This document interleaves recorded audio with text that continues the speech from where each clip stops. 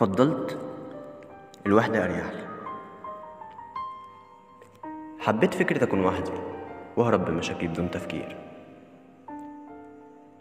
مش هحكي لحدنا بالتفصيل، في ناس ياما ومش بضمير، وكل واحد طبعا بيبين نفسه إنه أمير. خلاص هعود قلبي على الأسوأ، ما بطيبته ديت ولا يسوى. ومش هاجي على نفسي علشان أشخاص، وهنسى كل ذكرى حلوة أذتني، وهفتكر المر بس وخلاص. أنا هاخد نفسي وعلى أوضتي، وهفتح صورتي وأكلمني وعازمني على سجارة أو قهوة، أضمن ليا مسيبنيش على سهوة. ما أصل أنا مش زي الناس، ولا هعلق نفسي بإحساسه في الآخر أمشي سهران طول الليل. أنا ما بنامشي، بحكيلي أنا كل حواديتي،